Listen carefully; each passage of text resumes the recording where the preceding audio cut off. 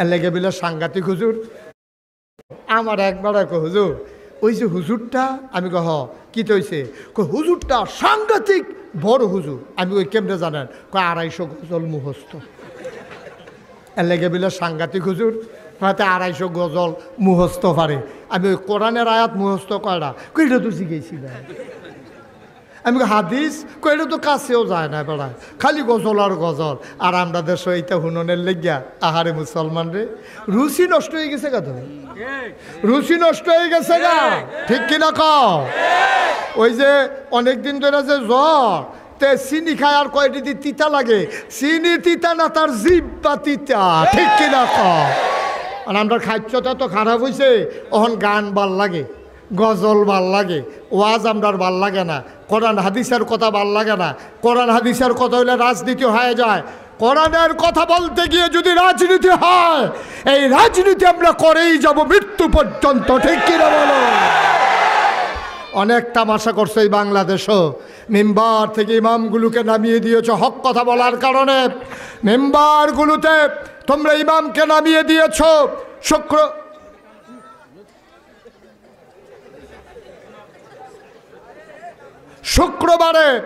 শুক্রবারে ইমাম সাহেব নামাজ পড়াই গেছে এবার বিলে সুদের বিরুদ্ধে ওয়াজ করছে সভাপতি খায় সভাপতি ফোন দিয়া জানাইছে ও ইমাম সাহেব আপনার আগামী শুক্রবারে আওয়ানের দরকার নাই আমরা অন্য ইমাম চাই আলাইছি বেড়ায় বেতন পাইলে চিন্তা করছে 5 কেজি চাউল কিনবো সুইটার লেগে হাফ প্যান্ট কিনবো বউয়ের লেগে শাড়ি কিনবো এবার আর লুঙ্গিটাও সিরা একটা লুঙ্গি কিনবো এই টাইমে খবর গেছে এবার আর চাকরি নাই এবার আহা কইছিল এই আহার আল্লাহ সহ্য করছে না ঠিক কিনা কও এই কারবার আমরা তো করে না কি করে না কোরআনের কথা বলতে গেলে ইমামের চাকরি চলে যায় আপনারা কি কথা শুনতে পাচ্ছেন আমার যখন যেটা প্রশ্ন করি আওয়াজ কারে কই লইয়া পড়বেন আওয়াজ লয়ে বইয়া রুসুন কীর্তন না কারে কয় আওয়াজ দেহা মারহাবা কন জোরে কন এখন ইমাম সাহেব মসজিদের চাকরি চলে গেছে সুদের বিরুদ্ধে ওয়াজের কারণে আলেম কোরআনের কথা বলতেছে মঞ্চ থেকে মাইকটা কেড়ে নিয়ে বেজ্জতি করে নামিয়ে দেওয়া হয়েছে ঠিক কিনা বলো এই কারবার বাংলাদেশে হয়েছে নাকি হয় নাই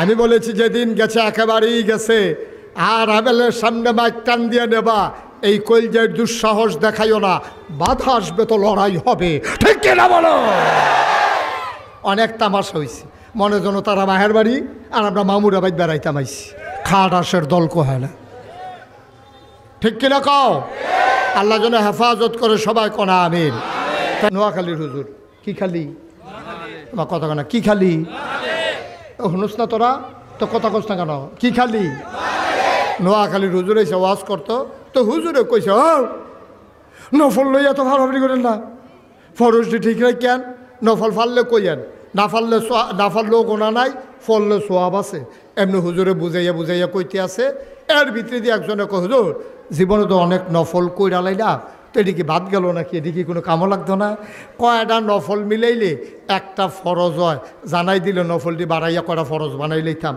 হুজুরে কয় জীবনে তো এত বছর ওয়াজ করি এই প্রশ্ন তো কেউ করছে না এটা কী তারে জিগাইলোতে হুজুরে আসিল নোয়াখালী তারার আবার বুদ্ধিবালা এবারে ধুম ধরে বইয়া রয়েছে কতক্ষণ পরে কয় কি টানা জিগেছিলেন কই হুজুর জিগেছিলাম কয়টা নফল মিলাইলে একটা ফরজ হয় হুজুরে আইস দিয়া কয় যতটা সুপারি গাছ মিলাইলে একটা নারকেল গাছ হয়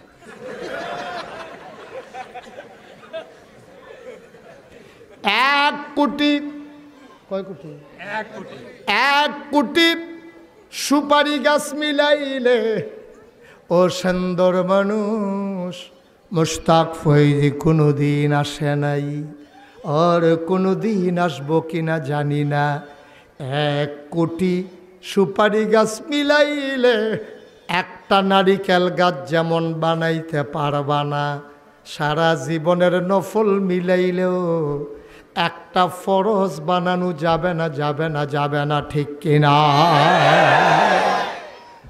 যেই শব্দ দিয়া নামাজ ফরজ করেছে এই শব্দ দিয়া আল্লাহ বলছেন আন আকিমুদ্দিন তোমরা দিনকে কায়েম করো বলো সুবহানাল্লাহ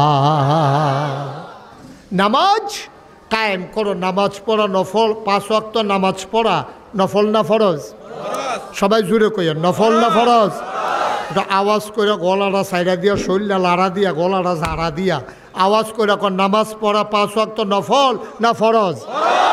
ফরজ। এই ফরজ নামাজের জন্য কত আয়োজন খেয়াল করে দেখেন। আমি বলতেছি একটা একটা করে, আপনি বুঝবেন। যেহেতু নামাজ ফরজ, এই জন্য নামাজের একটা জায়গা লাগে, এই জন্য আপনারা মসজিদ বানাইছেন। এই নামাজের ওয়াক্ত হইলে জানান লাগে, এই জন্য মাইক লাগাইছেন। নামাজটা পড়াইব কারা, এই জন্য ইমাম রাখছেন। নামাজের আজান দিব কারা, এই জন্য মুয়াজ্জিন রাখছেন। মসজিদরা ময়লা হইতে পারে, এর লেগে 2জন ঝাড়ুদার রাখছেন। এরপরে এটার ভিতরে কত আয়োজন করছেন। ফ্যান লাগাইছেন আরামের লেগিয়া, এসি লাগাইছেন সামর্থ্য থাকলে, শীত লাগে দেখা কার্পেট বিছাইছেন, আবার টাইলস লাগাইছেন সুন্দর করিয়া। এই নামাজ কেন্দ্রিক আমাদের দেখেন কত আয়োজন। মসজিদ, ইমাম, মুয়াজ্জিন, খাদেম, ফ্যান, লাইট, মাইক, কার্পেট, কত কিছু, স্পিকার, সব মিলে হইল নামাজ। কে রে? আল্লাহ নামাজ ফরজ করছে, ঠিক কিনা কম? এই ফরজটা যদি ঠিকভাবে না করি তো এটা সমস্যায়। এর লেগে আপনি এই যত আয়োজন নামাজের লেগিয়া। আচ্ছা, এবার আসেন যে হুজুর রোজার লেগিয়া কি আয়োজন? রোজার লেগে তো অনেক আয়োজন। রোজার লেগে সরকারিভাবে এই সারা বছরে যত খেজুর আমদানি না হয়, রোজার মাসও এর চাইতে কয়েক গুণ বেশি খেজুর আমদানি হয়। আমরা তারা সুবিধা বুঝা এই রোজার মাসও চিনির দাম বাড়াই দেয়, বুটের দাম বাড়াই দেয়, মুসুরির ডালের দাম বাড়াই দেয়। রোজার লেগে কত আয়োজন। আব্বাই বাজার করে আনছে, এটা দিয়ে সান দেখা সেটা রেডি হইতে আছে, ব্যান্ডায় ডাক দিল না কেড়েতে কানতে আছে, তারপরে গিয়ে রোজা রাখতে আছে, তে রোজা রেখা বেহা হইয়া গেতে আছে, সামনে শরবত আছে, রুয়াবজা, ট্যাং, সিবিটা, তুকমার দানা, এইসবগুলো বসি বেলের শরবত, আরও কত টান দিয়া রাখছে, বুট, মুড়ি, পেঁয়াজু শরবত বানাইছে। তার লাগিয়া ফিন্নির আনছে, হালিম আনছে। এরপর হতে কুতুর ফটো খাইলাম, খাইয়া লইলাম তার মারে, তার বাহেরে, তার আব্বারে, দাদারে, দাদিরে তো ডর দেহায় খাইয়ালাম। তো মাকে ফুটে আর করতো সামান্য একটু, এই তো এই বেলাটা উল দই আইছে, কতক্ষণের ভিতরে আজান দিয়া লাইব। তো দৌড় দিয়া গিয়া সেটা ঘরের দরজার কাছে খারো আজান দিছে নি, এরপরে টেলিভিশন সাইডা দিয়া বইয়া রইছে, মোবাইলের ভিতরে সাইয়া রাখছে।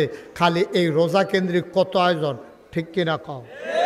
এরপরে আছে তারাবি, হুজুর রাহরে, হাফেজ সাহেব রাহরে, কি একটা কারবার যাইতে আছে, শেষে দিয়া চাঁদা তুলতে আছে, 27 হইব, নানানভাবে এই রোজার আয়োজন। মুসলমান, নামাজের জন্য এত আয়োজন, রোজার জন্য এত আয়োজন, এবার আসো হজের জন্য কি আয়োজন। হজের একটা আলাদা মন্ত্রণালয় অফিস করে লাইছে সরকারি। এরপরে আরও প্রাইভেট কোম্পানি আছে, তারার আবার সমিতি আছে হাব। এই তারার সমিতির ভিতরে লোকজন সরকারি বেসরকারি হজ যাইতে আছে, এহারামের কাপড় কিনে হইতে আছে, গরু জব করে খানা হইতে আছে।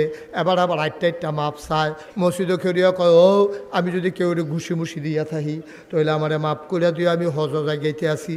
আর আইলে না রে, যদি আর ফিরা নাই তত খাইছি ধরা।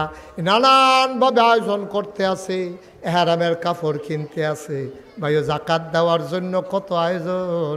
তুমি মাইকিং করতে আসো, জাকাত দিব, মানুষের লাইন ধরে খেলুইছে।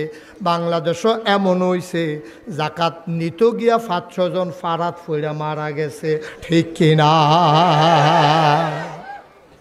ও মুসলমান, ফরজ নামাজের লাগে এত আয়োজন, ফরজ রোজার লাগে এত আয়োজন, জাকাতের লাগে এত আয়োজন, হজের লাগে এত আয়োজন। এই আল্লাহ তো ফরজ করছে আকিমুদ্দিন, তোমরা দিনকে কায়েম করো। এটার জন্য কোনো আয়োজন নাই। আমি মুশতাক ফয়েজি যদি এখন দিন কায়েম বোঝান শুরু করি, আপনারা কইবেন এবার আনা বিলে ফিসাব, এবার দেখানো রাজনীতি না করতে আইছে। ভাইও, আমার রাজনীতির দরকার নাই, আমি মন্ত্রীও হতে চাই না, এমপিও হতে চাই না। কিন্তু আল্লাহ যেহেতু একটু বুঝুন না বানাইছে, আলেম মানুষে কয়, এই জন্য সেন্দ্রর মানুষগুলো যারা আমারে দাওয়াত দিয়ে আনছো, তোমরা রে বুঝাইয়া বুঝাইয়া জান্নাতের পথ দেখাই দেওয়ার দায়িত্ব আমার আছে, ঠিক কিনা? আমি যদি এখনো লুকোচুরি করি, আমি যদি কথা গোপন করি, 25-30টা গজল গাইয়া তোমরা ঘুম ফাতাইয়া, আমি যদি বাজ্যাই গাই, কামতের ময়দানে জিব্বাটারে টান দিয়া দইরা আগুনের কেসি দিয়া কাটটা লাইব। বেড়া তরে কি সুর দিসলাম গজল কইতিনি, গজল তো ফোলা ফেনে মাথা নেয় না, কইব তুই দি মাহফিলের নাম দিয়ে 250 গজল কইলি।